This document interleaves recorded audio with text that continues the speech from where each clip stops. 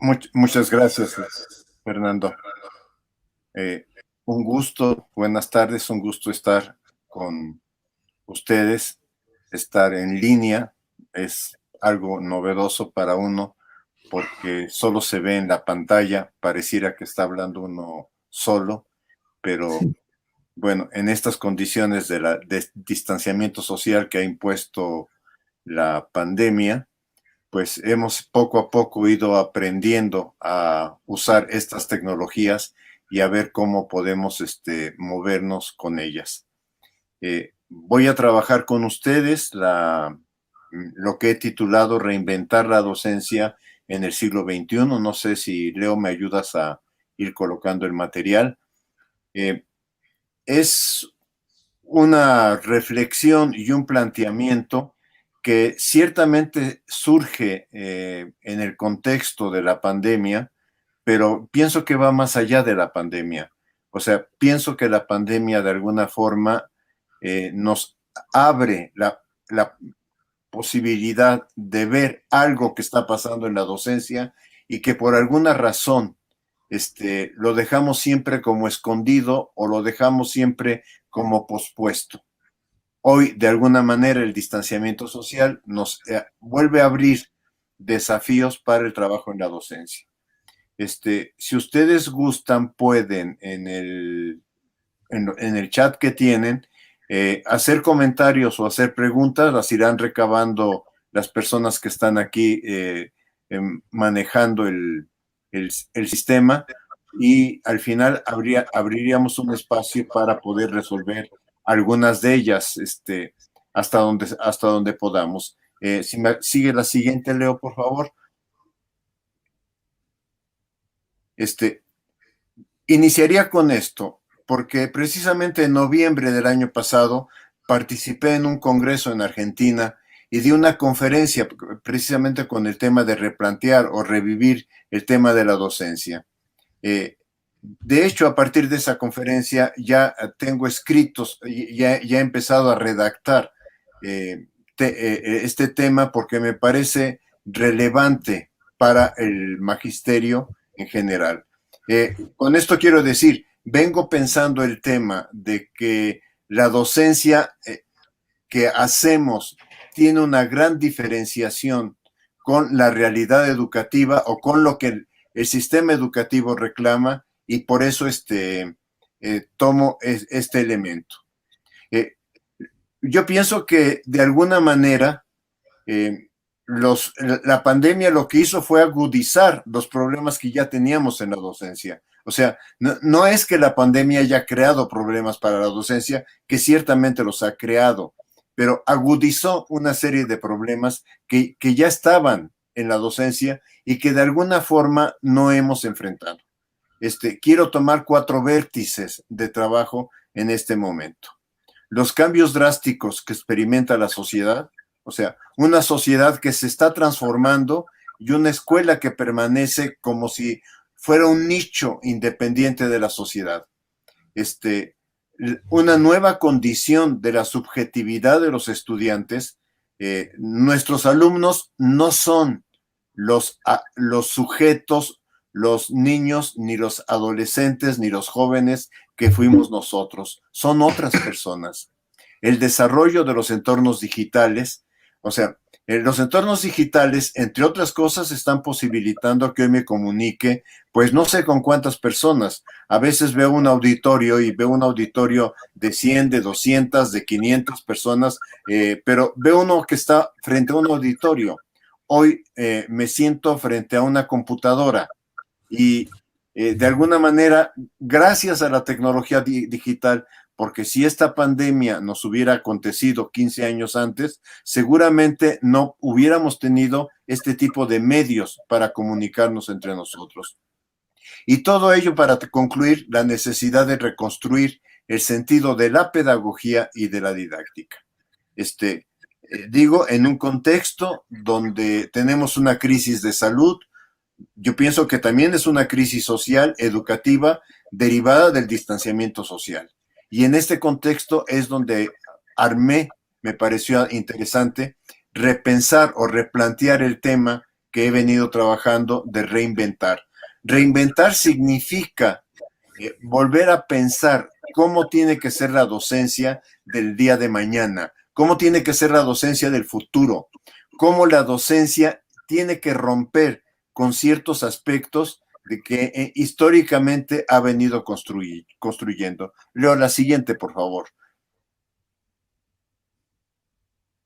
Entonces, la primera pregunta es, ¿por qué reinventar y no cambiar la docencia y no hacer nada más ajustes en la docencia? Yo pienso que si revisamos los últimos 50 años, encontramos que hay una modificación de discursos, hay una modificación, no me gusta la palabra, pero podríamos decir de teorías o de modelos didácticos, de las concepciones que orientan el trabajo educativo de los docentes. Pero la verdad es que aunque los docentes, y esto lo hemos encontrado en las investigaciones, aunque los docentes tienen ya un discurso distinto al discurso que había hace 20 años, hace 15 años o hace 50 años, muy poco se ha transformado o muy poco ha cambiado en sus prácticas. Esto es, tenemos un discurso novedoso frente a prácticas muy antiguas. Pasamos, por ejemplo, en estos 50 años, en una revisión rápida de 50 años, pasamos de trabajar con programas por objetivos conductuales a estructurar programas desde la perspectiva constructivista.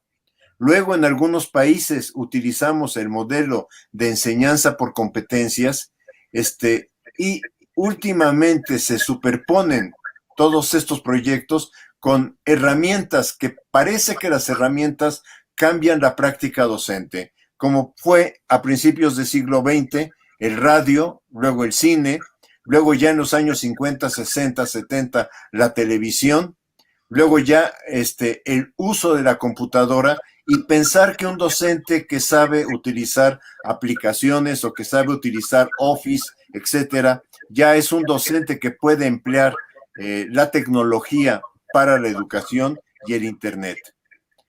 Junto con esto yo pienso que lo que cerró el eslabón, lo que cerró el atar la docencia, han sido las pruebas a gran escala. Porque los exámenes a gran escala lo que han privilegiado es que el alumno tiene que lograr, tiene que mostrar ciertos aprendizajes. Y entonces los sistemas educativos y las autoridades educativas empezaron, y los padres de familia y las asociaciones civiles empezaron a juzgar el trabajo docente en función de qué resultados se obtenían en estos exámenes. No se analiza que el trabajo educativo tiene que generar procesos y que esos procesos no son solo de aprendizaje, también son procesos formativos en el sujeto. Quizá el último intento significativo, esta es una reflexión que me hago desde la didáctica, quizá el último intento significativo de modificar la práctica docente se dio en el movimiento Escuela Activa o en el movimiento que casi no es conocido y casi no es estudiado en la región del currículo integral en la educación básica en los Estados Unidos a principios del siglo XX. Vine, por ejemplo, lo que plantea en su texto, que precisamente, si no me acuerdo mal, se llama La integración del currículo, Vine lo que plantea en el capítulo 1 y sobre todo en el capítulo 2 es toda una historia de cómo hubo proyectos de educación integral en donde se trataba de volcar hacia la realidad, para desde la realidad construir el currículo. Por lo tanto, habría currículos muy diferenciados, casi por salón, cosa que nuestros sistemas educativos no aceptan. O sea, el modelo no prosperó. Sin embargo, cuando uno ve docentes de algunas escuelas, aquí quizá me refiera más a la experiencia mexicana, los docentes dicen, no puedo seguir con el currículo, porque el currículo fue pensado para una etapa presencial. Y hoy los niños están en confinamiento y hoy los niños están viviendo un conjunto de problemáticas en sus entornos, en los cuales los profesores de la escuela nos hemos reunido por estas tecnologías y empezamos a discutir cuáles son los entornos que afectan a los niños y desde ahí hacemos programas, proyectos de trabajo desde la escuela sobre efectos de la pandemia. Hoy se está discutiendo, por lo menos en México, mucho el tema de las vacunas. Bueno, el tema de las vacunas da para biología, da para ciencias naturales, da para historia, da para geografía, da para que se trabaje el tema del lenguaje, lectura, escritura, da para que se trabaje temas matemáticos. Los niños viven también problemas de que sus padres pierden el trabajo, de que no tienen condiciones para tener alimentos en su casa, etcétera. Todas estas situaciones, los docentes dicen, ¿por qué no trabajamos desde ahí los diversos enfoques de las ciencias y no nos quedamos en el currículo formal que fue pensado para que los niños estén trabajando en un salón de clases cuando en realidad hoy están confinados prácticamente a su casa? La siguiente, por favor. Entonces, si vemos los discursos pedagógicos de los últimos años, pareciera que estamos ante un cambio radical en la docencia. O sea, uno teclea en Google, escuela al centro, alumno al centro, etcétera, y van a aparecer una cantidad de artículos, igual que si uno teclea uso de internet o uso de tecnología digital para la educación. Hoy tenemos incluso toda una serie de proyectos que vienen de empresas privadas como Google Educación, que van de alguna manera intentando incorporarse al trabajo docente. Pero frente a todos estos discursos, quien vaya a observar una aula, quien vaya a observar qué relación pedagógica se está dando en el aula o qué contenidos se están trabajando en el aula, va a concluir que los cambios son cosméticos. Esto es, que hemos modernizado el trabajo de la docencia en términos de discursivo, pero que la estructura de la práctica docente, la estructura de que el saber proviene del docente, que solamente él es fuente de la información, no se ha modificado en el trabajo cotidiano en este momento. Leo la siguiente, por favor.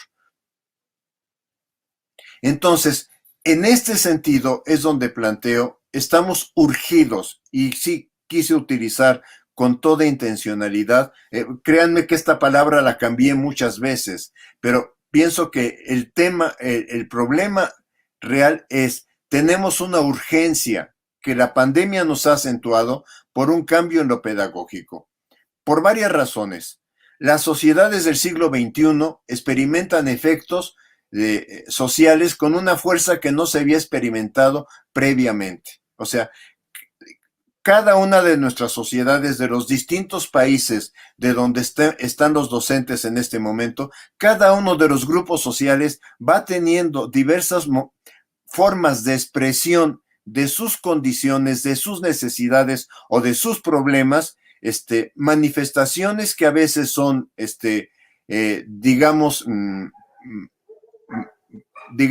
más formales, más de decir en un periódico está pasando esto, etcétera, hasta manifestaciones muy explosivas, muy abruptas, que uno dice, a ver, ¿por qué se tuvieron que tapar la cara? ¿Por qué fueron e incendiaron tal lugar?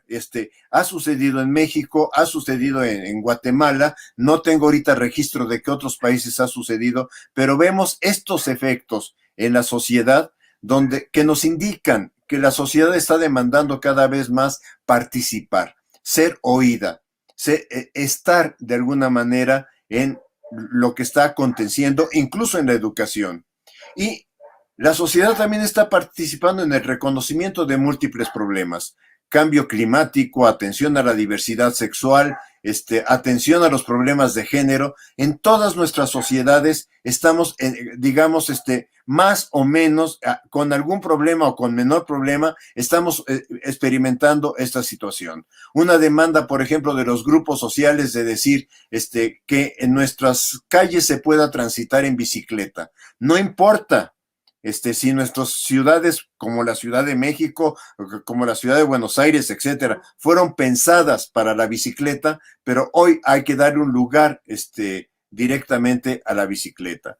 Entonces, todas estas cuestiones que están apareciendo en las demandas de la sociedad, en la idea de la sociedad de decir, quiero participar, no basta con que yo participe votando diputados, senadores, o presidentes o gobernadores, etcétera. No basta con esa participación. Quiero estar de otra manera en mi reconocimiento de lo que yo necesito. Y esto lo trato de resumir al final en estamos frente a una cultura en plena efervescencia. Esto es, estamos frente a una cultura social que cada vez más es evidente lo que está solicitando. La siguiente, Leo, por favor. De hecho, vamos a encontrar que tanto CEPAL como esto de las Naciones Unidas están haciendo documentos que hablan de la problemática social.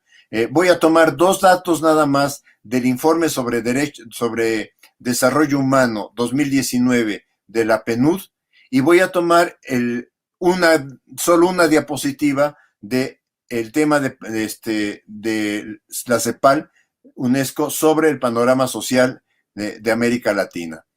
¿Qué puedo decir así adelantando? La desigualdad y la pobreza son rasgos que se han acentuado.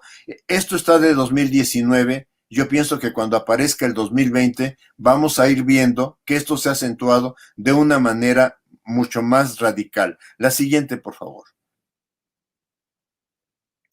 O sea, en esta de la PNUD, lo que la gráfica nos presenta es que los niños que nacieron en el año 2000 en países de desarrollo humano bajo prácticamente no van a llegar a la educación superior.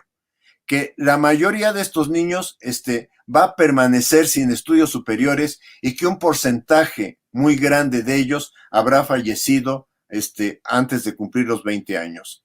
En el lado derecho se encuentra lo contrario, los niños que han nacido en países de un desarrollo humano más alto.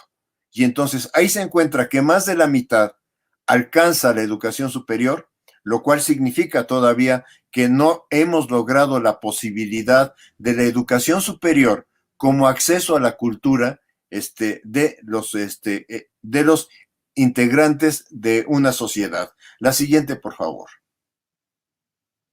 Esta les decía que está tomada de la CEPAL. No me puedo detener en ella porque la conferencia no es estrictamente sobre problemas sociales, pero yo pienso que muestra esta lámina cómo la desigualdad social es algo, digamos, que se acentúa en la región. En unos países como podría ser Uruguay o Panamá, pareciera que es menor, y en otros países como sería Honduras, Nicaragua o Guatemala, México, claramente la imagen va reflejando que hay procesos de desigualdad social que crean problemas para pensar un sistema educativo o para pensar un currículo nacional. La siguiente, por favor. Entonces, ¿qué podemos concluir? América Latina es una región que no ha logrado modificar los problemas estructurales que la atañen. Si bien la escuela pública, y esto yo pienso que hay que reconocerlo, y que la pandemia nos ha ayudado a mostrarlo con mayor evidencia, de alguna forma logra cierta equidad social, porque finalmente cuando yo mismo veo la cara de mis estudiantes en la universidad, cuando yo veo su rostro en la universidad, yo veo estudiantes que como si fueran del mismo grupo de clase medias. Pero ahora que estamos en la pandemia, que tienen que conectarse a través de Zoom o de cualquier otro sistema de conectividad, en realidad lo que estamos haciendo todos es entrar a la casa de los estudiantes, entrar al hogar de los estudiantes. Y hemos visto cómo hay estudiantes que tienen muy pocos, en mi caso, solamente he encontrado dos, que pueden trabajar en una biblioteca, que tienen la biblioteca de su casa o de su padre probablemente, pero la mayoría está trabajando en la mesa del comedor y hay incluso estudiantes que están trabajando en su habitación. Se encuentran las diferencias sociales muy evidentes hasta de estudiantes que definitivamente dicen, yo no me puedo conectar, cosa que en la educación básica es mucho más acentuada. Es claro que en la región, profesores rurales en realidad han ideado mecanismos para acercarse a la casa del estudiante de alguna forma para ver que el estudiante haga determinados trabajos. Quizá algo que incluso me reportaba una madre de familia esta semana es quizá algunos profesores están exagerando y están pidiendo demasiado trabajo al niño, pensando que como no está en la escuela, entonces tiene que trabajar en su casa. Me decía la madre de familia, no se dan cuenta que muchos de esos trabajos en realidad los tenemos que hacer nosotras, porque el niño no tiene la capacidad de hacerlo. Pero la desigualdad, en realidad, la pandemia la ha acentuado. Y ciertamente hay que reconocerlo. No es función de la escuela, no es tarea de la escuela lograr la equidad social, lograr la igualdad social. Pero el salón de clases, incluso el uniforme escolar, es un elemento que de alguna manera nos presenta igualdad de condiciones en los alumnos que son desiguales. Eso es un poco lo que quisiera enunciar. La siguiente, por favor. Pero la sociedad actual, entonces, hay un cambio en su perspectiva cultural. Y esta perspectiva cultural cambia sus valores, su forma de relacionarse entre los diversos grupos sociales o entre las personas. Hay un cambio en la relación escuela-sociedad.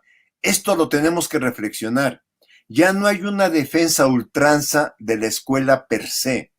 Si bien los padres de familia, sobre todo de educación básica, en este momento dicen, ya quiero que mi hijo regrese a la escuela porque no estoy en condiciones de atender a 2 niños, a 3 niños, en las diversas actividades que les está pidiendo la escuela, ciertamente que en muchas ocasiones lo que hace la escuela, incluso en este momento, cuando la madre de familia me dice, los maestros no están considerando lo que nosotros estamos haciendo en la casa porque tenemos que hacer las tareas del hogar, tenemos que hacer en ocasiones, como era el caso, yo también soy maestra, también tengo que dar clases en línea y también tengo que atender lo que se está pidiendo a mi hijo. Entonces, son demasiadas cuestiones que ponen a la escuela en entredicho.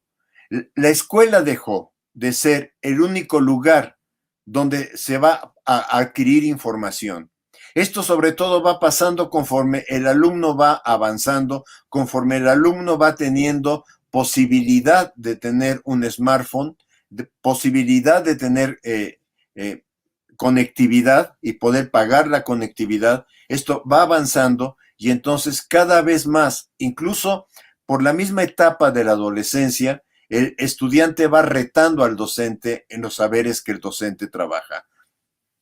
La escuela está también cada vez más presionada por la sociedad, por asociaciones de la sociedad civil, por autoridades educativas para mostrar logros de aprendizaje. Y esta es una lástima, porque la escuela también es un espacio de formación.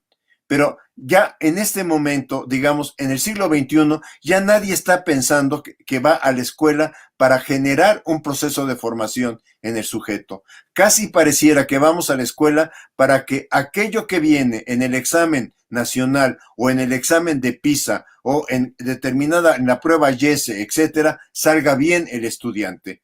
De hecho, hay países, en mi país se hace, en donde se han editado manuales de preguntas y respuestas para que los maestros vayan entrenando a los estudiantes en estas preguntas y les vaya bien en las pruebas.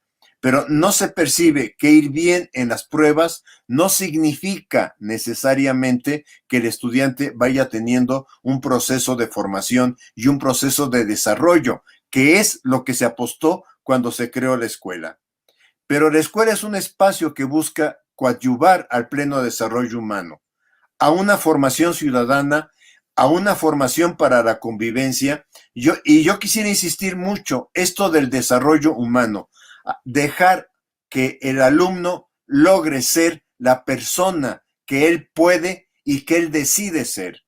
Y esto de alguna manera implica una dimensión ética del trabajo escolar que definitivamente cada vez vamos perdiendo más los docentes, porque los docentes también, o sea, si la escuela está presionada, los docentes también vivimos la presión de cómo vamos logrando lo que se nos está exigiendo o lo que nos están pidiendo para mostrar esos logros de aprendizaje. Leo la siguiente, por favor. Ahora, enfrentamos, si paso al tema de quiénes son nuestros alumnos, enfrentamos una polémica para intentar descifrar cuáles son los rasgos de ellos. Y yo traté de colocar en esta lámina los dos extremos de la polémica. Marx Prensky, con su noción de nativos digitales, y los nativos digitales tienen muchas potencialidades, y los nativos digitales tienen una facilidad natural. En realidad es una facilidad socialmente construida por su entorno para el manejo de las tecnologías. Y en el otro extremo está, los nativos digitales no existen. Un grupo de académicos españoles que se reunieron para decir, oigan, si dejamos al niño o al adolescente solo con la tecnología, el adolescente no va a poder desarrollar los procesos de formación y los procesos de aprendizaje que se necesitan desarrollar para su crecimiento. Recientemente ha salido un libro, no lo coloqué porque no lo tengo, en donde dice que los nativos digitales tienen un coeficiente menor que el de sus padres.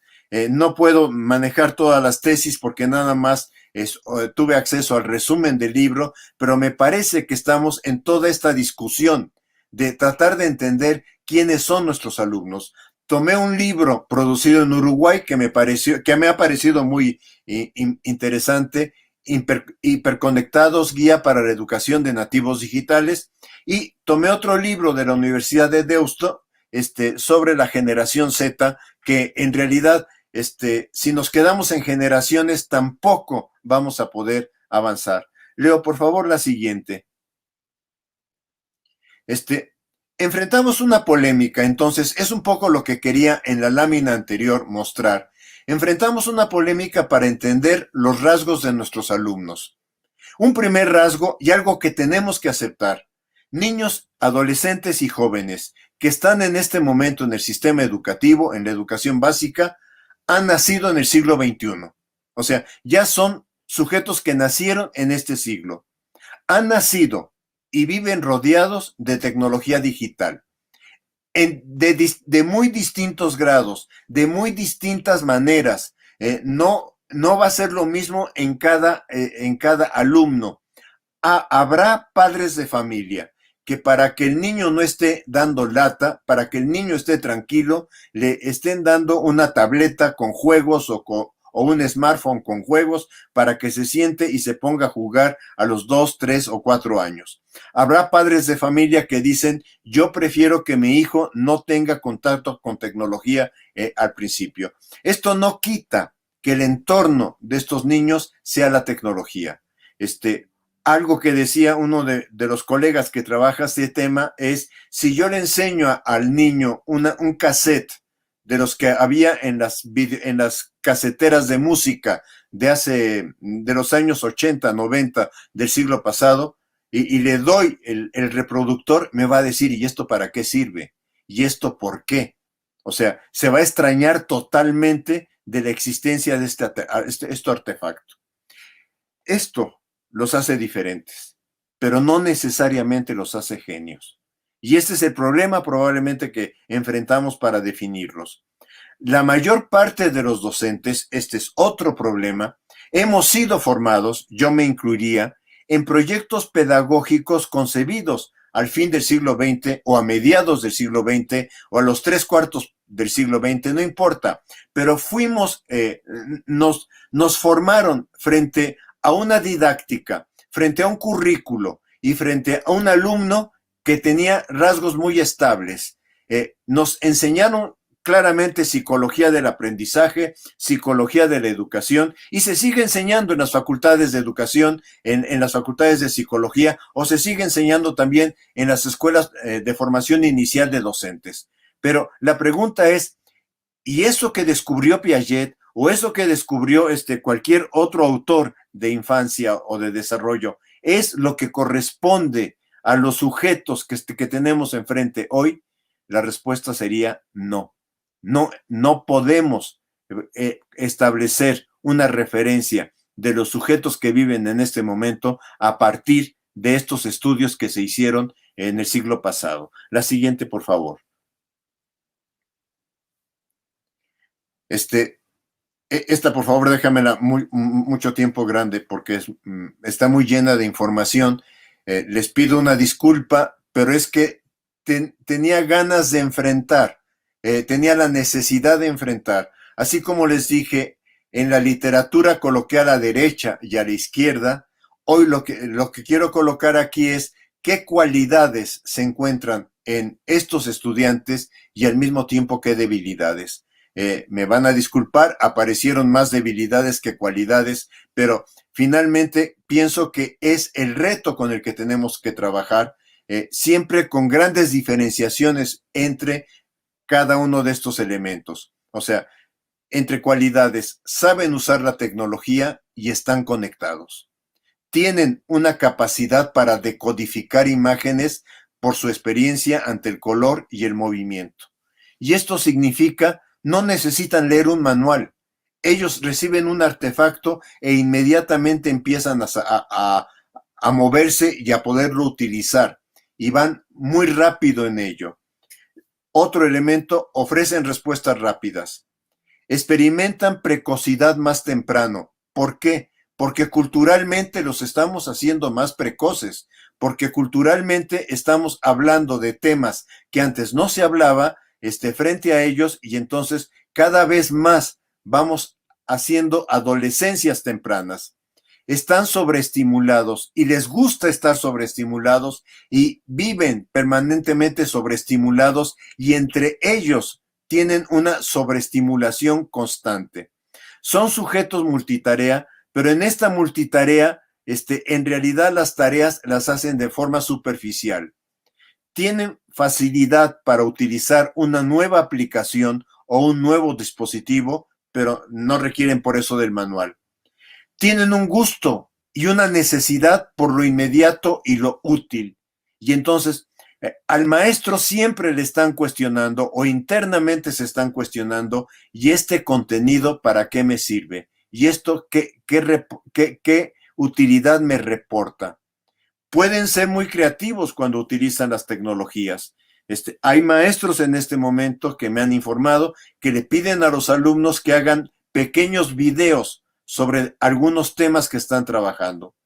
Pasan muchas horas en redes sociales y todo lo comunican por esta vía.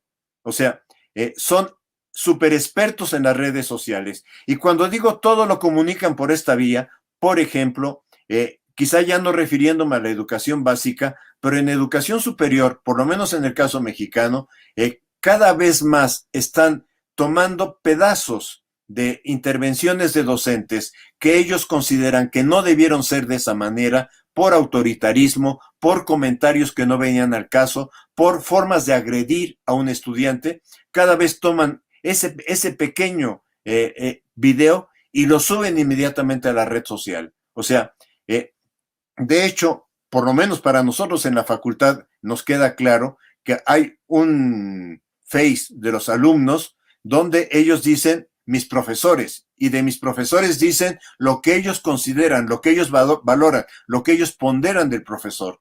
Y esto de alguna forma también puede bajar incluso al bachillerato o a la enseñanza media sin ningún problema. ¿Qué debilidades tienen? No usan la tecnología para aprender, sino para salir del problema. Entonces, tienen un uso limitado de la tecnología porque la utilizan fundamentalmente para comunicarse y para entretenerse. Aquí hay un reto, porque hoy estamos con la tecnología y el reto es cómo vamos paso a paso haciendo que la tecnología sea un instrumento de aprendizaje. pero no puede quedarse la tecnología en una conferencia como la que estoy haciendo yo. Se conforman con la primera respuesta o aquella que satisface su interés. O sea, toda esta idea de lo inmediato los lleva a, ya tengo la respuesta, ya no me esté molestando. Frente a respuestas rápidas, tienen poca reflexión en relación con el tema. Esto es importante porque si tienen poca reflexión, tienen poca posibilidad de desarrollar un proceso de aprendizaje. Saben copiar, pero les cuesta trabajo pensar. Y miren, les voy a decir, ayer estuve dando una clase con estudiantes de doctorado. El estudiante estábamos en línea, el estudiante estaba presentando su avance y por desconocer el autor de referencia de esta persona, dividí mi página de computadora en dos y abrí un Google y pregunté por la persona que estaba citando. Y de repente me encuentro un trabajo así por azar, en donde los 10 puntos que él estaba escribiendo como descripción del tema que está desarrollando, los 10 puntos están escritos por un autor. Y le digo, oye, a ver, en la pantalla, le digo, oye, yo estoy encontrando esto y esto está publicado en tal artículo y tú lo estás escribiendo. O sea, saben copiar, pero les cuesta mucho trabajo pensar, reflexionar, analizar. No leen un libro de principio a fin. Han aprendido a decir dónde está la respuesta. Y Google ayuda muchísimo en eso, porque si yo en Google pongo, en un PDF pongo lo que estoy buscando, automáticamente me lleva a esa sección. Entonces, no tengo que ver todo el análisis. Basta con que identifique la parte que el docente me está pidiendo. Experimentan una dificultad para concentrarse en lo que no causa interés o para mantener la atención. Experimentan dificultad para autorregular su tiempo y sus actividades. O sea, si uno les dice solamente esto en este tiempo, tienen dificultad para decir yo soy responsable de mi tiempo. No aceptan que aprender requiere esfuerzo. O sea, una cosa es que nosotros creemos situaciones de aprendizaje o creemos condiciones de aprendizaje y otra cosa es que el aprendizaje aparezca como una varita mágica de esa de los cuentos de hadas en donde ya lo vi y ya lo aprendí. O sea, todo aprendizaje, cualquier aprendizaje requiere esfuerzo para poderse realizar. Superponen lo lúdico a la reflexión. Es una generación de cristal. Algunos los llaman malcriados digitales. O sea, no les puede uno decir algo porque automáticamente sienten que uno los está ofendiendo o que uno está diciendo cosas de más.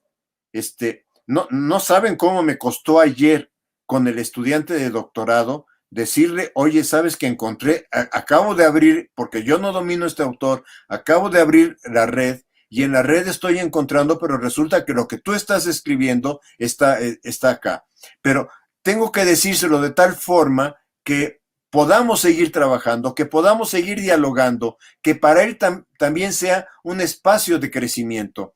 Pero ciertamente que cada vez más nos enfrentamos a esta generación de cristal prácticamente de no me toques.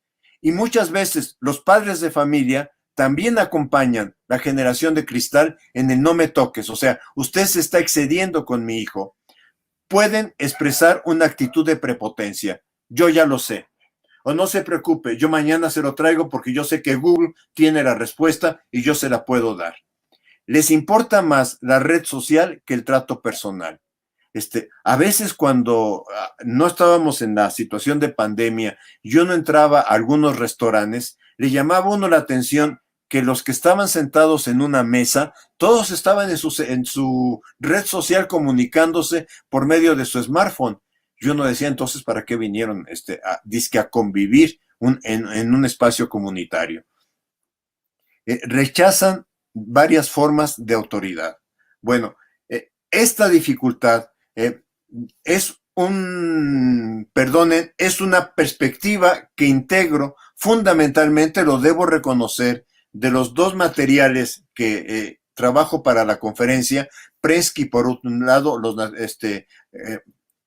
cómo trabajar con nativos digitales y por otro lado, los nativos digitales no existen. Busqué de alguna manera entrelazar y decir, por aquí vienen sus cualidades, por aquí vienen sus debilidades y por aquí de alguna manera tendríamos que pensar como docentes y yo cómo me siento frente a este grupo de estudiantes para empezar a trabajar desde lo que pueden potenciar su desarrollo y su crecimiento y al mismo tiempo cómo voy reorientando de manera que estas debilidades se conviertan en las fortalezas que pueden desarrollar.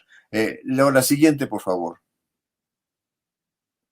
Entonces, ¿qué nos pasa como docentes? ¿Qué nos pasa como adultos? ¿Qué nos pasa como responsables de la educación?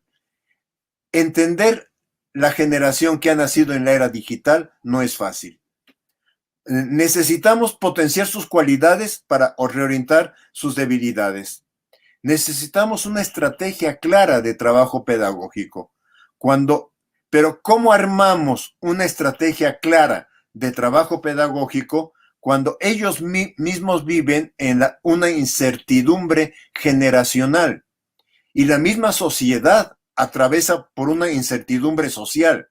Entonces, y me parece que este es un tema previo a la pandemia. O sea, me parece que el tema de la incertidumbre generacional y la incertidumbre social estaba antes de la pandemia.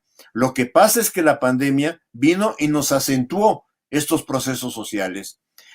Cuando se acabó la época en que pedagogos, escuelas de formación inicial, supervisores escolares o directores indican cómo trabajar con los alumnos. Esto es, aquella época donde el que tenía experiencia le decía al novato, al que estaba iniciando, oye, para trabajar, no sé, fracciones con los estudiantes, tienes que hacerlo de esta forma.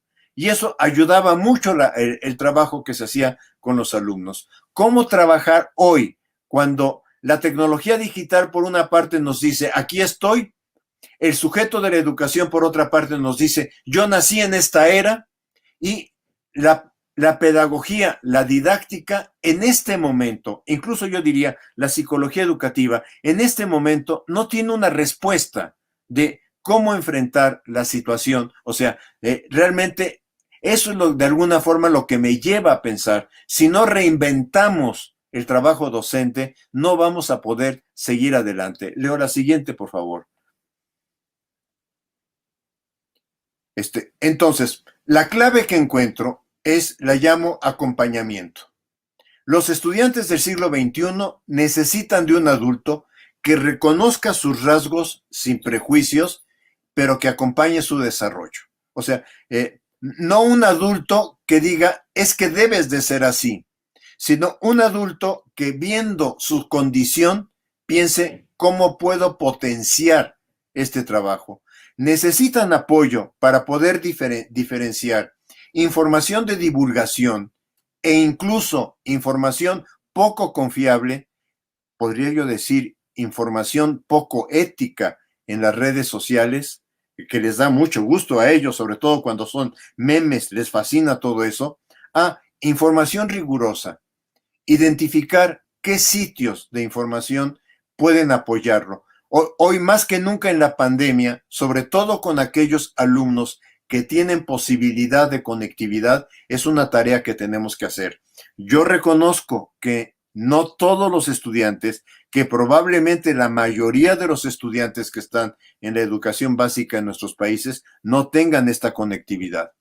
Pero en la conferencia abordo temas generales y algunos se pueden aplicar, otros tendrán que decir esto no aplica para mi condición.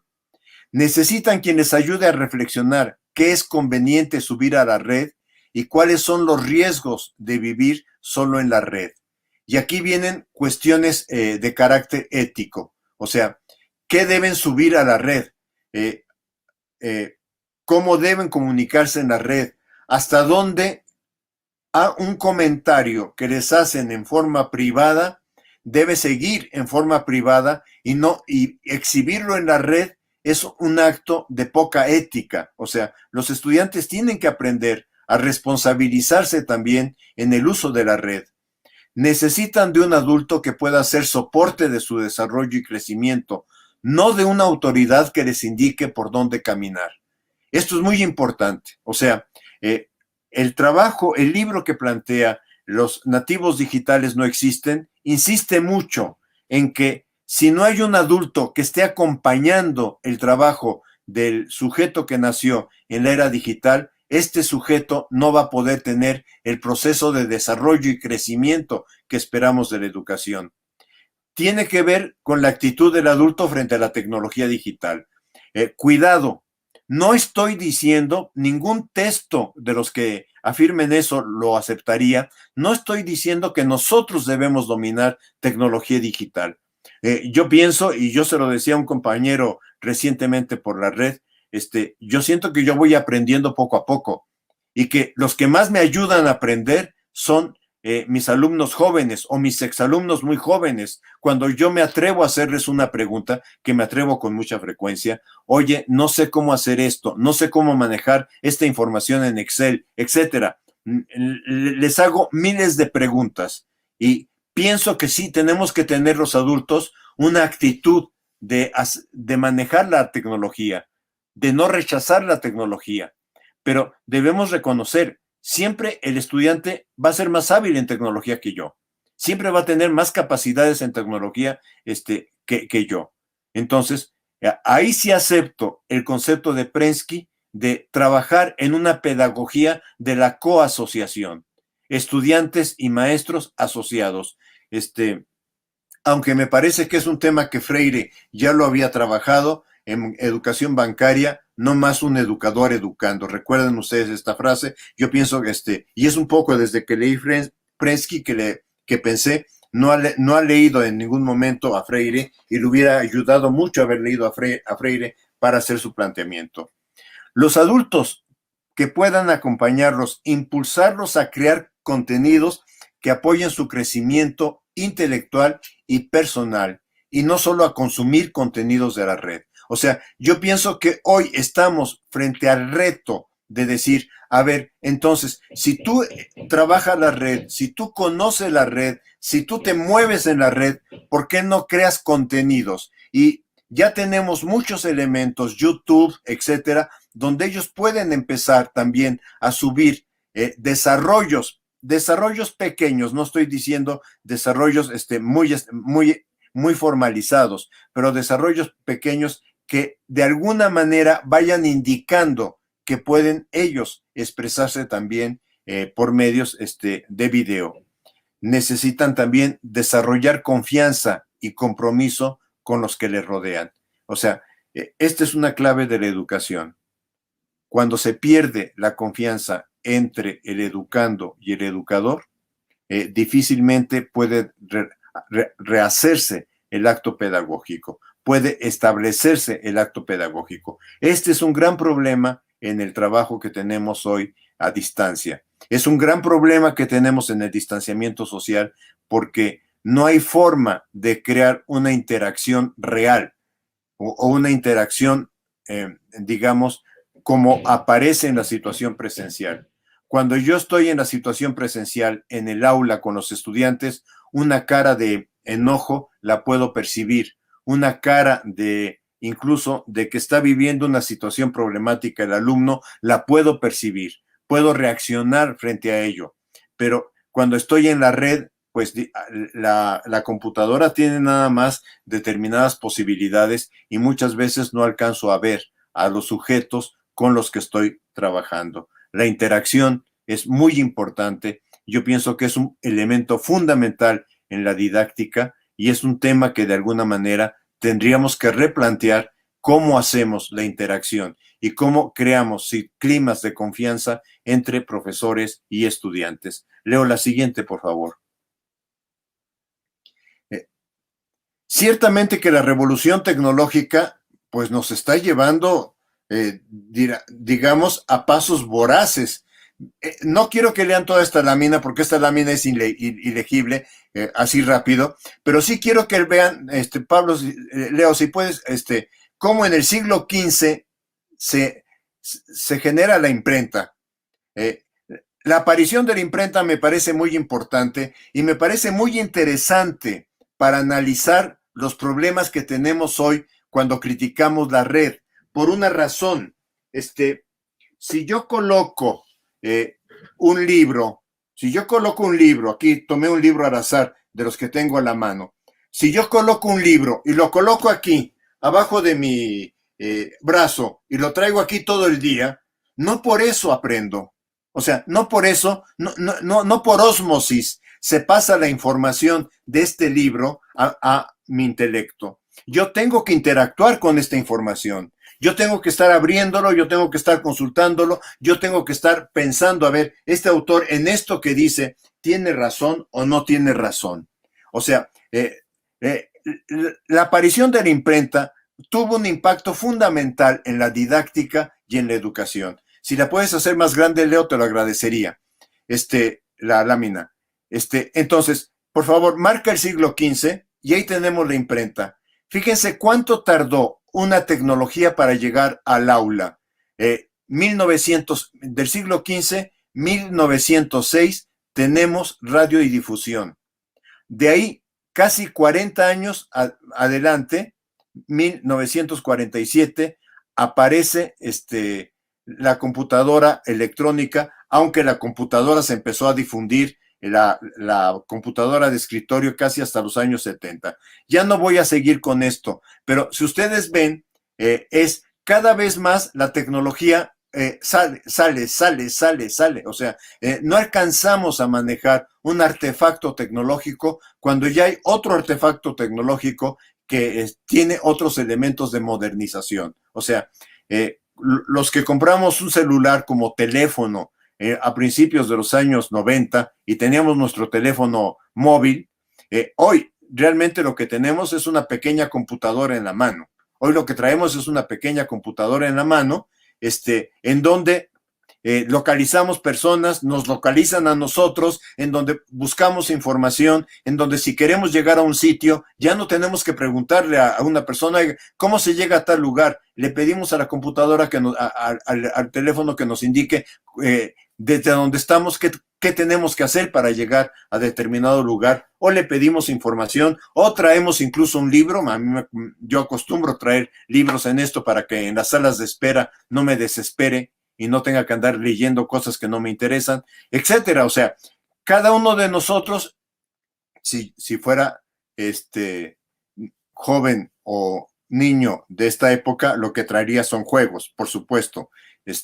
La verdad es que yo no traigo juegos y no me puedo mover en los juegos. Pero lo que quiero decir es cómo la tecnología cada vez cambia y cambia más rápido y cambia con más fuerza, con más volatilidad. Porque esto es un problema didáctico. O sea, la imprenta fue una tecnología estable y la imprenta permitió a Comenio hacer didáctica magna y plantear que cada alumno tenga el mismo libro, de suerte que los profesores sepan con qué libro se está trabajando. Hoy la tecnología digital, aunque siga existiendo el texto escolar, también los alumnos, sobre todo conforme se van desarrollando y quieren retar a su maestro, pueden encontrar en Google información que aumente, contradiga, diga de otra forma, etcétera, lo que el maestro está presentando. La siguiente, por favor. Entonces, ya dije lo primero, no hay estabilidad en la tecnología digital. Cada artefacto que se produce va desplazando al anterior. Esto dificulta que se construya un proyecto pedagógico estable. Aceptémoslo. Probablemente el futuro de la didáctica y de la pedagogía tendrá que ser completamente inestable. El desarrollo de la educación desde lo digital ha sido concebido solo como enlazando tecnología con psicología del aprendizaje, entendiendo por psicología del aprendizaje teorías instruccionales o socioconstructivismo. O sea, aquí sí yo los retaría a que buscáramos en la red, a que buscáramos en Google artículos que hagan referencia a uso didáctico de la tecnología en el salón de clase, de la tecnología digital. Y van a ver cómo usan la palabra didáctica porque sí hay textos que hablan de eso, usan la palabra didáctica, pero después recurren a apoyos o de la psicología o de el uso de aplicaciones tecnológicas. En ese sentido concluyo que hace falta una perspectiva didáctica en el uso de la tecnología, pero como no existe, como no hay dónde apoyar esa uso de la perspectiva didáctica, en realidad los docentes tenemos que empezar a experimentar. Tenemos que atrevernos a decir, a ver, voy a hacer esta experiencia con tecnología, y hoy de alguna forma la pandemia nos está exigiendo que hagamos cada vez más experimentaciones de este tipo, algunas como cualquier experimento, algunas uno dirá, qué bien que salió hoy el trabajo que hicieron los alumnos, y otras uno dirá, no vamos. En la clase de licenciatura del lunes, o sea, hace 2 días, cuando le pedí a los estudiantes presenten lo que hicieron, yo dije, no vamos, no vamos, o sea, algo estuvo mal. Lo que pasa es que a diferencia de decir, ustedes alumnos no me entendieron, mi reflexión fue, capaz que yo no di las suficientes explicaciones o la claridad del trabajo que estoy esperando que hagan de forma tecnológica, de suerte que ellos lo puedan hacer. O sea, es un diálogo con ellos el que hay que estar permanentemente abriendo. Los docentes actuales no fuimos preparados ni para entender los estudiantes del siglo XXI, ni para apoyarnos en una didáctica que use tecnología digital. O sea, cuando nos enseñaron recursos didácticos, nos enseñaron otro tipo de recursos didácticos que no implicaban, a ver, ¿y cómo incorporas la tecnología digital a tu trabajo en el aula? Y por otro lado, porque este es un tema serio también, la brecha digital en América Latina es enorme y es real y es muy fuerte. Y por una parte, la brecha digital es social, porque es un reflejo de la desigualdad social y es un reflejo de la pobreza y es un reflejo de que en la mayoría de nuestros países la conectividad a Internet no se ha considerado como una cuestión digamos, de servicio a la sociedad, de que la sociedad tiene que tener acceso a la conectividad sin tener que estar pagando cuotas para poder acceder a ella, que es un derecho de la sociedad. Y por otra parte, hay una brecha digital generacional en el uso de lo digital, en la comprensión del mundo, en la cultura, respecto a docentes. Los docentes, entre más edad, nos cuesta más entender los códigos, las formas de ser, las formas de relacionarse de nuestros estudiantes. O sea, nos enfrentamos realmente a una serie de crisis que tenemos de alguna forma que entender. La siguiente, por favor. Entonces, yo pienso que de los retos que necesitamos es asumir la docencia como profesional de la formación y del aprendizaje.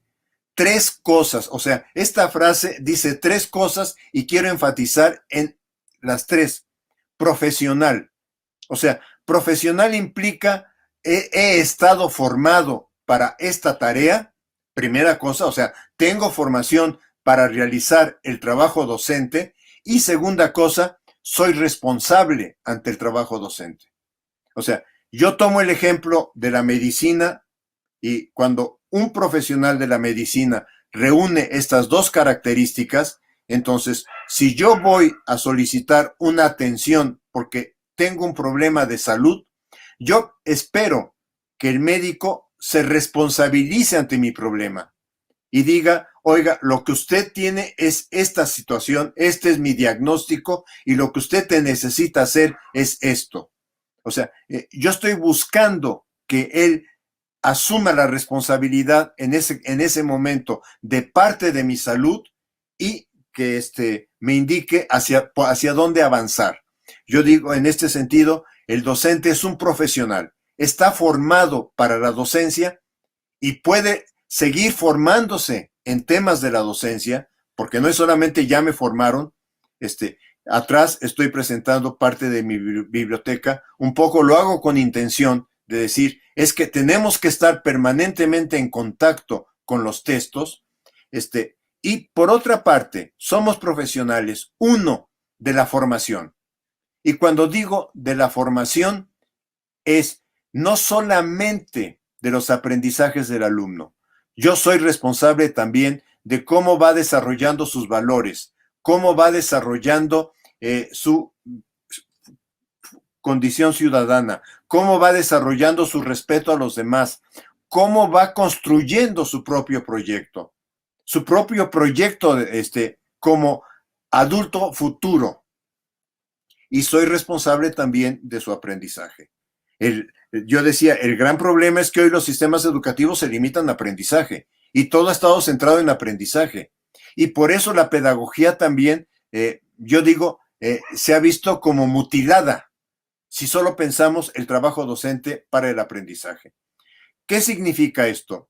Mientras una persona es alumno, la responsabilidad profesional de su formación y aprendizaje es del docente. Y entonces, el reto que tengo como docente es ver cómo frente a este estudiante puedo encontrar formas en que él tenga su desarrollo y su aprendizaje. Yo pienso que es un reto al que no debemos renunciar. O sea, no estoy de acuerdo con el docente que dice, yo ya expuse mi clase, si los alumnos la entendieron bien y si no la entendieron es su problema. No, si los alumnos no entendieron lo que yo estoy trabajando, mi reto es ver cómo creo otras situaciones de aprendizaje para que ellos vayan avanzando. Ciertamente esto tiene un conflicto con el sistema educativo y tiene un conflicto muchas veces con la supervisión escolar, porque al supervisor lo que le interesa es que yo vaya en los tiempos que marca el currículo y se ha perdido completamente que hay otros tiempos, que son los tiempos de la formación y del aprendizaje y que esos solamente se establecen en el aula.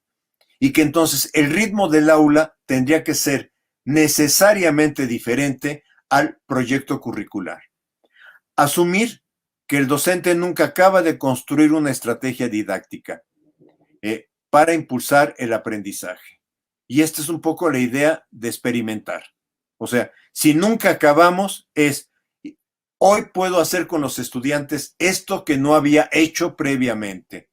Hoy la pandemia me está obligando a idear cosas para trabajar con los alumnos que no había pensado previamente. Convocar a los alumnos, invitar a los alumnos, crear enigmas o crear problemas de aprendizaje que impulsen el aprendizaje. O sea, se ha trabajado mucho en la historia de la didáctica el tema de la motivación. Y el tema de la motivación, como yo les platico un cuentito, yo llego y les cuento un chiste, yo llego y hago algo gracioso y ya están motivados. No. El problema para lograr procesos de aprendizaje tiene que nacer en el propio estudiante. Y mientras el estudiante no identifique un problema para desarrollar su aprendizaje, difícilmente va a desarrollar el aprendizaje. Y aquí yo distingo aprendizaje de memorización. O sea, el estudiante puede desarrollar memorización, pero no necesariamente desarrolla el proceso que hay detrás de la memorización. Doy dos ejemplos. División de fracciones. En vez de decir numerador por denominador, que crea como numerador, puedo decir el de arriba por el de abajo arriba. Con esta reglita, el estudiante siempre va a poder resolver fracciones. No va a entender el proceso que hay detrás, el proceso aritmético que hay detrás de una fracción. Binomio del cuadrado perfecto, porque a muchos de nosotros nos pasó.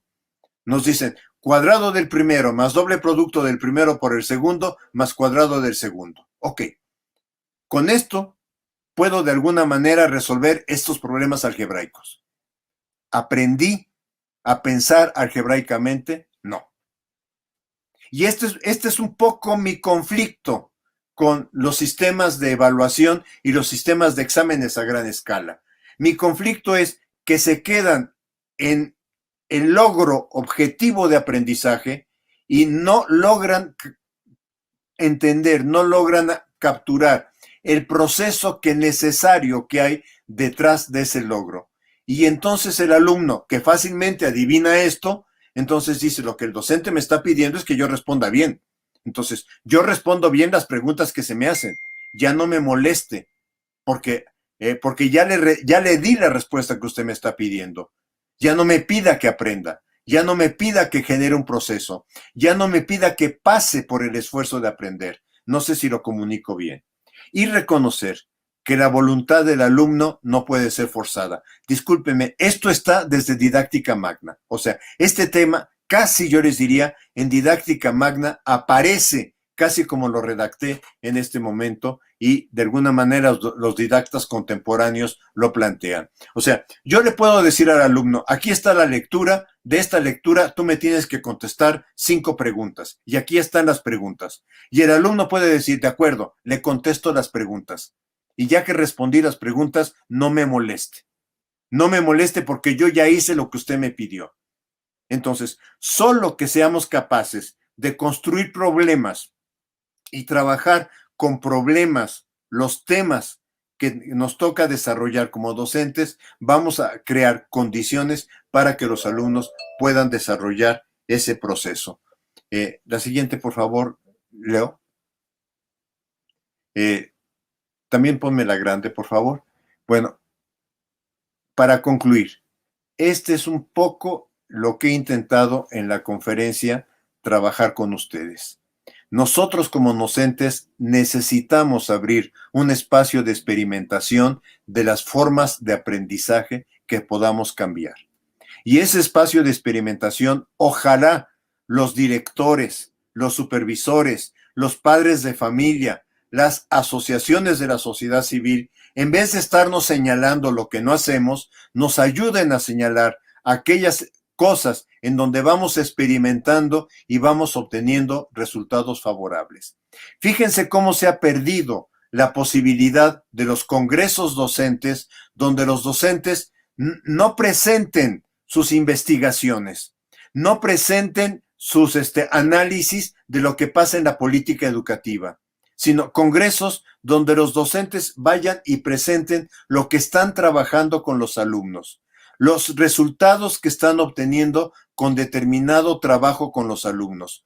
Un congreso de profesores de matemáticas o de profesores de educación básica o de profesores de historia, etcétera, donde los docentes vayan trabajando no lo que dicen los textos, sino lo que ellos hacen con los estudiantes. Esto que estoy diciendo es más fregnetiano que nada, pero es algo real.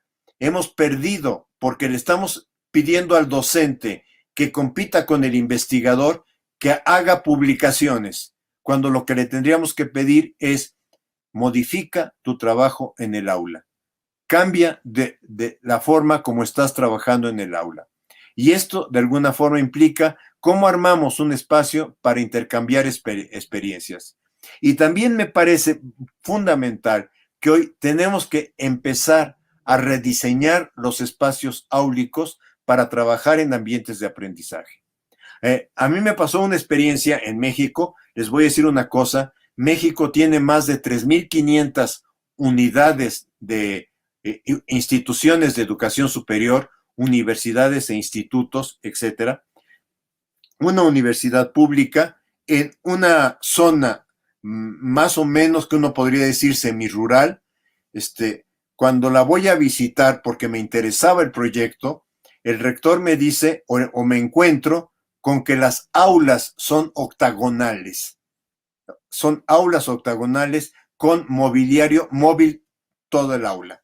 Y cuando voy hablando con el rector de cómo surgió la idea del aula y por qué, etcétera, me dice, es que primero nosotros pensamos aquí, antes de construir los edificios, qué queríamos que hicieran los profesores y los alumnos. Y cuando nos dimos cuenta que queríamos que el profesor trabajara de distinta forma con el estudiante, hicimos un aula octagonal donde no hay un lugar específico para el profesor. El profesor puede estar en cualquier lugar del salón de clases porque los que están trabajando en sus procesos de aprender son los estudiantes. Me pareció muy interesante porque lo que yo observo, por ejemplo, México, ustedes ubican que hemos vivido varios sismos. El último sismo de 2017 derribó varias escuelas, pero lo que yo lamento es que cuando se reconstruyeron las escuelas, se volvieron a construir el mismo tipo de aulas, el mismo tipo de espacio pedagógico. Lo único que se incorporó fue un elemento que proyectara lo que el docente quiere trabajar en la computadora. O sea, ya son aulas del siglo XXI. Y yo digo, eso no son aulas del siglo XXI. Aulas del siglo XXI son aquellas que permitan crear ambientes de aprendizaje.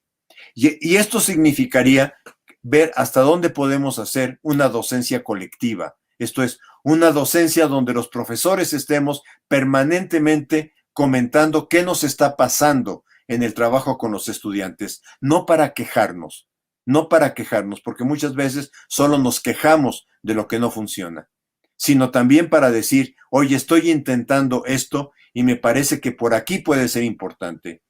Trabajar, en vez de trabajar por temas, trabajar por problemas. Esto es muy difícil.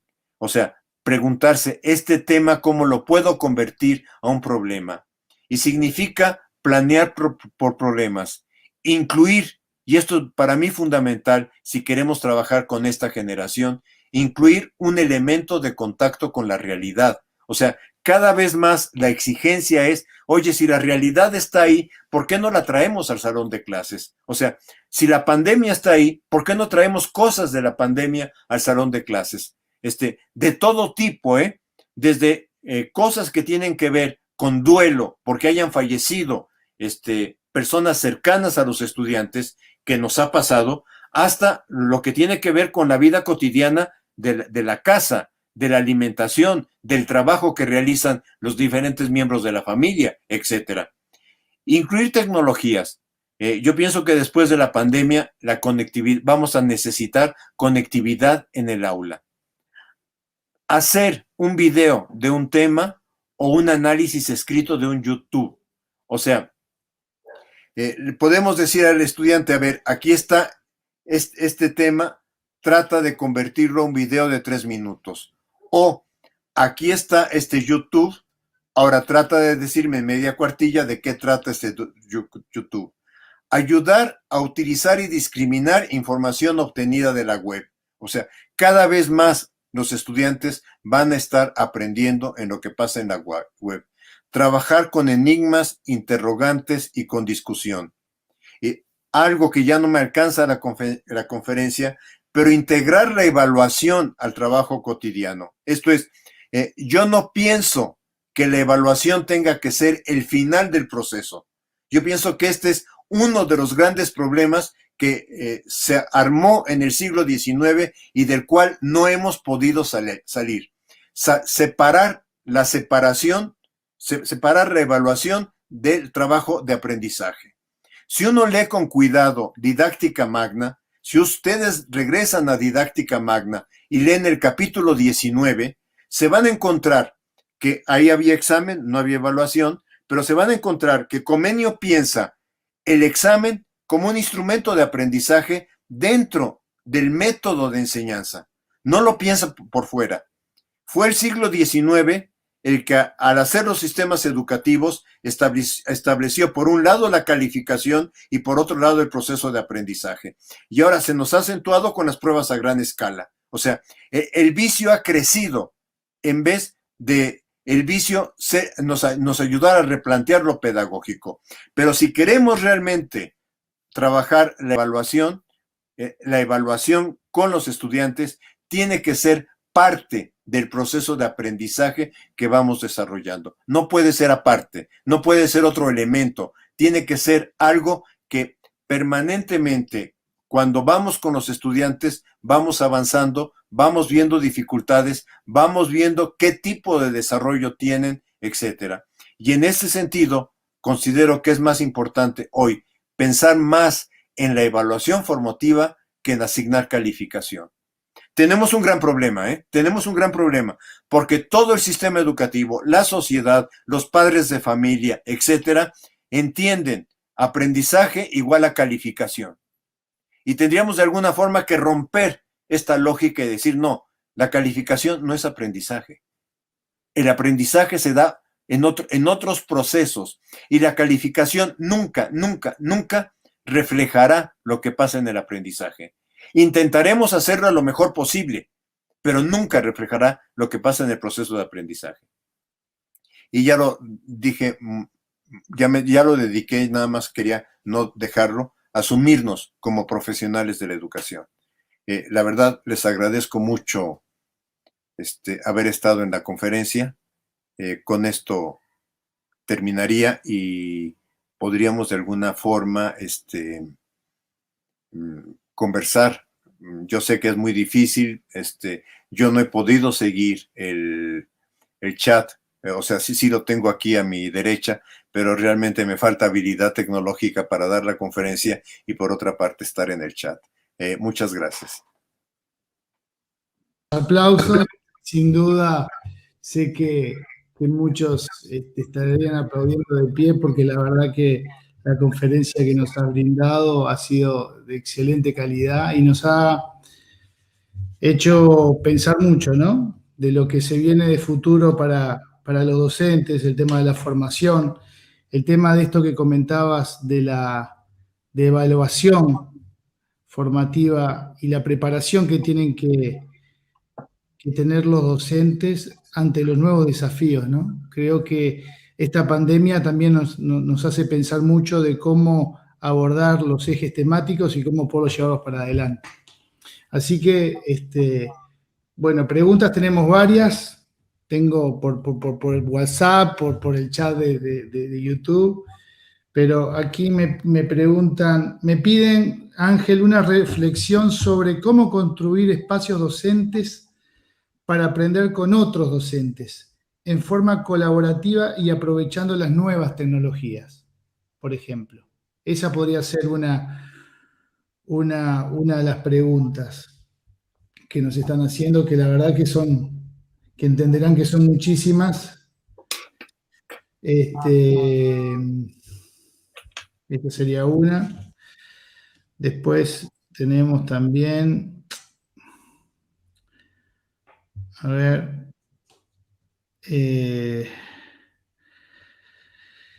esta nueva modalidad rompe la dupla docente, experto, docente, novato, ¿no?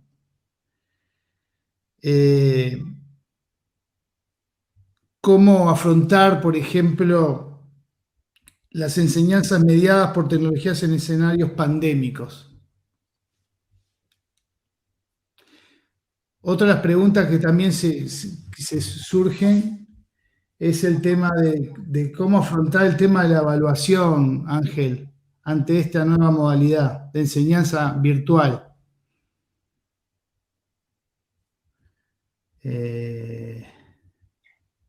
Si te parece, empiezo a trabajar con estas. Perfecto.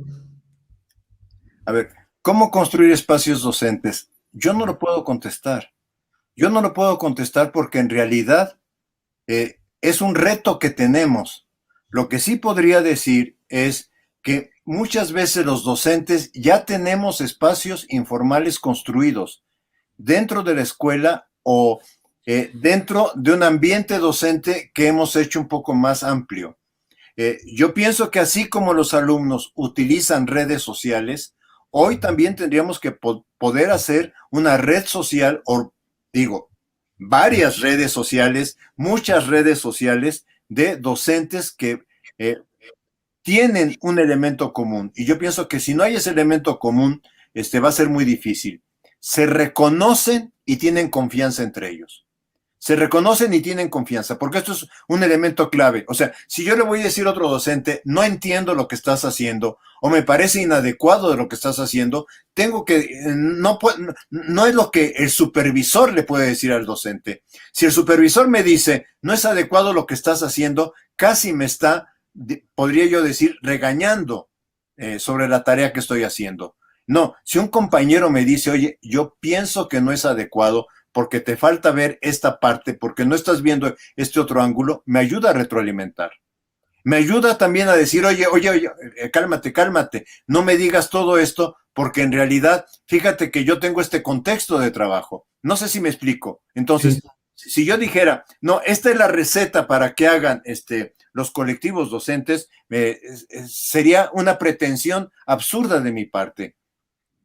Sí pienso que podríamos leer a Paulo Freire y que de Paulo Freire podríamos derivar muchos elementos de hacia dónde avanzar hacia una docencia colectiva. A mí me parece que tenemos un autor en América Latina que realmente fue un autor que constituyó un parteaguas en el pensamiento latinoamericano y que en él tendríamos que apoyarnos para ir pensando todo este tipo de cuestiones, ¿qué diría yo? Ir explorando hasta dónde pueden avanzar, ir experimentando si estas tecnologías nos sirven o no. Si pudiéramos yo, por ejemplo, grabar un pedazo de mi clase, porque oye, el smartphone permite mil cosas, grabar un pedazo de mi clase y compartirla con otros compañeros docentes y que me digan, oye, me pareció interesante esto, pero me hubiera visto que quizá si hubieras hecho aquello, etcétera. Y irnos retroalimentando entre nosotros, no esperar que esto sea una decisión de la autoridad educativa, porque además, si es decisión de la autoridad educativa, no va a funcionar. Sobre cómo enfrentar la enseñanza en este momento de pandemia con tecnología. Primero hago una aclaración, porque yo pienso que es muy importante. O sea, en las condiciones en que está América Latina, no todos los estudiantes tienen conectividad a la tecnología. Las casas de nuestros alumnos, y este es un hecho, las casas de nuestros alumnos no tienen espacios para conectar a 2 o 3 alumnos, a 2 o 3 hijos, para que estén recibiendo el trabajo con tecnología. Aún en la universidad, algunos de mis estudiantes entran tarde al salón de clase y me dicen, disculpe, estaba mi hermano utilizando el equipo de cómputo. O sea, esta es una realidad. Por una parte, no tenemos la conectividad que se necesita. Por otra parte, en realidad, yo diría que solamente cerca del 20-30%, según los estudios que se hagan en distintos países, los estudiantes tienen conectividad para poder estar en un trabajo en línea. Si tenemos la posibilidad, ojo, si tenemos la posibilidad de trabajar en línea con nuestros estudiantes, intentemos explorar varias opciones. Intentemos ver hasta dónde logramos que ellos interactúen entre sí, que ellos interactúen con la información, que ellos interactúen con un problema y que ellos interactúen con nosotros. O sea, sin interacción me parece que no hay acto didáctico y esto me parece fundamental. Y esto implica también el otro gran tema didáctico, cómo construir un vínculo pedagógico con los alumnos, de manera que los alumnos reconozcan que estamos comprometidos ambos en un proceso de formación y de aprendizaje, con los dos elementos de formación y de aprendizaje. Porque no puede ser solamente, o sea, yo pienso que algo que tenemos que revelarnos es a que nos digan, usted es responsable del aprendizaje. Sí, soy responsable del aprendizaje, pero también soy responsable de la formación. Y tengo que atender estos dos elementos con mis estudiantes. Y por último, creo que lo que me están preguntando cuando dicen cómo enfrentar la evaluación en la pandemia es cómo enfrentar la calificación. No sé si por ahí viene la pregunta, pero lo que pasa es que en todos los debates educativos hemos confundido evaluación y calificación. Yo definitivamente, y esto es lo que tengo ya como reto escribir el año que entra, ¿cuál es la diferencia entre evaluar y calificar? Porque calificar es decir, se pidieron determinados productos, se pidieron determinadas evidencias de aprendizaje y el alumno las está mostrando de esta manera. Pero puede estar muy mal calificado y muy bien evaluado. En términos de decir, fíjense que este alumno en realidad se comprometió bastante con su aprendizaje, pero tiene procesos que lo hacen que aprenda de manera más despacio, que los otros alumnos por utilizar un modismo. Porque el gran problema de la escuela, como quedó conformada, es que busca homologar. Y entonces la calificación busca reflejar lo que se homologó de los alumnos. Pero se pierde el proceso de aprendizaje y se pierde el proceso de formación. Me ha costado mucho trabajo a mí con los estudiantes de licenciatura, de veras, y son estudiantes de pedagogía, o sea, no son estudiantes de ingeniería son estudiantes de pedagogía. Me ha costado mucho trabajo que entiendan que hay una diferencia sustantiva entre evaluar y calificar. Y de hecho, lo que hice el último semestre fue decirles, esta sesión es de evaluación y vamos a hablar de qué procesos de desarrollo, qué procesos de aprendizaje, qué procesos de formación tuvimos en el curso y cómo pudimos haberlos modificado. Y a otra sesión, donde yo incluso presentaba el concentrado que tenía de las evidencias que se habían pedido durante el semestre. A ver, aquí está el concentrado de las evidencias. Ahora, ¿cómo enfrentamos la calificación? Pero la calificación, yo insisto, es un acto administrativo, no es un acto pedagógico. Y esto es muy importante, me parece, tenerlo en claridad. Ahora, cuando estamos en la pandemia, por lo menos en México, aquí me voy a referir en México, pero capaz que es en varios países, la autoridad educativa ha dicho, el currículo sigue, porque no vamos a perder el curso escolar. El currículo sigue y los profesores tienen que estar enseñando todo lo que viene en el currículo.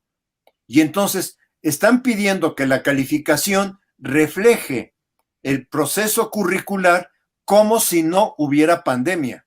Y yo pienso que este es un gran error y esto ha creado mucha tensión en los padres de familia, mucha tensión en los docentes, porque se dan cuenta de que no es factible tener el avance curricular que se tiene en la pandemia en una condición donde las casas no son salones de clase, donde los niños no tienen un espacio específico para estudiar, donde no tienen el acompañamiento docente permanente para su formación y desarrollo del aprendizaje, y me están pidiendo que los califique.